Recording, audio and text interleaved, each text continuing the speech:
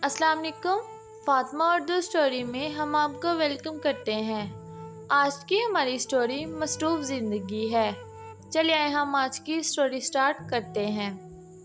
बल्कीस रियाज वेलमेंगेटन के क्रिस्टलाना मॉल में घूम फिर रही थी। इस मॉल के अहाता के दरमियान फव्वारा और इसके चारों तरफ स्टोर्स और दुकानें थी। फव्वारा चल रहा था। नीचे तालाब था जहाँ बच्चे बड़े अमेरिकी सिक्के फेंक रहे थे। ये सिक्के गरीब और नादान लोगों की अमदाद के लिए फेंके जाते थे। इस फव्वारे के करीब बहुत सी मेज़ें लगी थी।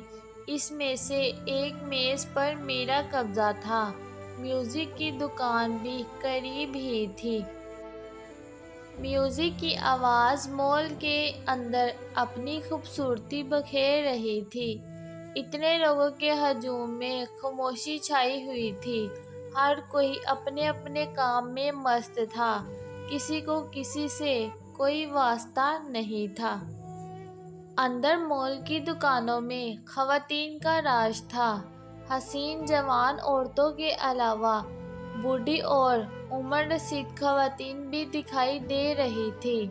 जारी है, आदमियों के मलबूसात जिन स्टोर्स में रखे हुए थे या मर्दों की जूतियों की दुकानों में सिर्फ चंद गिनती के मर्द ही दिखाई दे रहे थे। मैं सोच रही थी यहाँ की आबादी में शायद ज़्यादा ख़वातीन हैं या मर्द हजरात कहीं और मुलाजमत कर रहे हैं। पूछने पर पता चला कि वाकई दफ्तरी कामों में मर्द हजरात ज़्यादा दिखाई देते हैं, मगर वहाँ भी ख़वातीन काम करती हुई नज़र आती हैं। मॉल के दूसरे कोने पर खाने पीने के स्टॉलों के दरमियान लोगों के बैठने के लिए मेज़ें लगी हुई हैं। इन मेज़ों के ऊपर स्क्रीन पर फिल्में चलती हुई साफ दिखाई देती हैं। बच्चों के कार्टून की फिल्में देखकर जी बहला रहे होते हैं। इस बड़े से एरिया में जहां खाने पीने का एहतमाम होता है, वहां बेपनाह हजूम दिखाई देता है। मैं जब भी वहां से गुजरती तो लोगों को खाना खाते हुए देखती। पिज़्ज़ा, मछली, इटालियन फूड, चाइनीज़ फूड और बेशुमार दीगर चीज़ें और खाने। कहीं आइसक्रीम के स्टॉल और कहीं फ्रेश ताज़ा जूस और मिल्क शेक के स्टोर दिखाई देंगे। लोग शॉपिंग के साथ साथ वापस घर जाते हुए खाना भी खाते जाते हैं। हमारी जानने वाली बहन ने बताया कि कई दिन चूल्हा इनका नहीं जलता। रोज़ाना सुबह सवेरे कामों में निकल जाते हैं और वीकेंड पर कभी घर खाना बनाते हैं या कहीं पिकनिक पर चले जाते हैं। इनमें ये रवाज देखा कि एक शख्स कमा रहा है और बाकी के 4-5 घर के फर्द खा रहे हैं। अगर ये महंगा है तो खाने वाले भी बहुत हैं। इनके बच्चे 18-20 साल तक वालिदैन के पास रहते हैं। फिर उसके बाद वो खुद मुख्तार होकर मुलाजमत पर लग कर अपना अलहदा घर ले लेते हैं। मुस्तकबिल में इन्हें बच्चों के लिए कुछ भी जमा नहीं करना पड़ता। जो कुछ इन्होंने देना होता है और 18-20 साल की उम्र तक इनकी तालीम व तरबियत पर खर्च कर देते हैं। बेटी की शादी इनके लिए बोझ नहीं बनती है।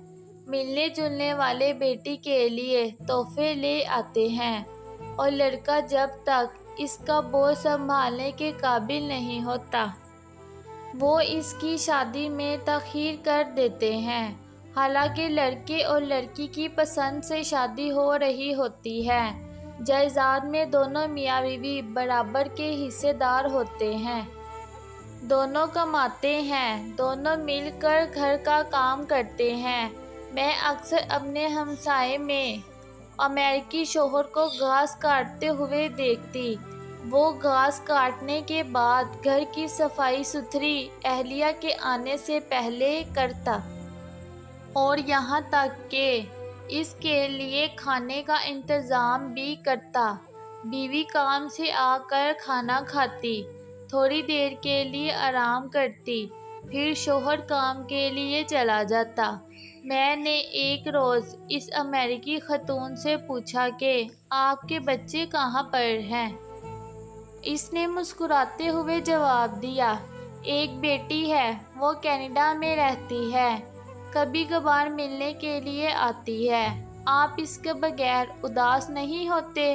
ہوتے تو ہیں، مگر اس قدر مصروف ہو گئے ہیں کہ فرصت ہی نہیں ملتی، کئی روز فون نہیں کر پاتے۔ میں نے پوچھا کہ بیٹی بھی آپ کو ملنے کے لیے اصرار نہیں کرتی؟ وہ بھی اپنی فیملی اور اپنی زندگی میں مصروف ہے، اس کا شوہر بھی کام کرتا ہے اور وہ بھی ایک جگہ ملازمت کرتی ہے۔ اس طرح سب کی زندگی ایک ڈگر پر چل رہی ہے، کسی کے پاس دوسرے کے لیے وقت نہیں۔ میں کچھ اور نہ پوچھ سکی، کیونکہ وہ بتا چکی تھی کہ ہم اپنی زندگی میں مست ہیں۔ پھر مزید پوچھنے کی گنجائش نہیں تھی۔ ہماری قدریں ان کی قدروں سے مختلف ہیں۔ صرف آزادی ایسی چیز ہے جو درمیان میں حائل ہے۔ ان میں بہت سے صفتیں ہیں۔ ایماندار، بااصول، صاف کو کسی کی ذاتی زندگی میں مداخلت نہ کرنا، اور سب سے بڑی بات یہ ہے کہ اپنی دنیا میں مست رہتے ہیں، بہت سے فکر نہیں پالتے۔ آپ کو ہماری ویڈیو کیسی لگی کمنٹ سیکشن میں ضرور بتائیں، اور ہمارے چینل فاطمہ اردو اسٹوری کو سبسکرائب کریں اور بیل نوٹیفیکیشن کو آن کریں تاکہ ہماری آنے والی ویڈیو کی تمام اپڈیٹس آپ تک پہنچ سکے اور آپ سن سکیں۔ اللہ حافظ۔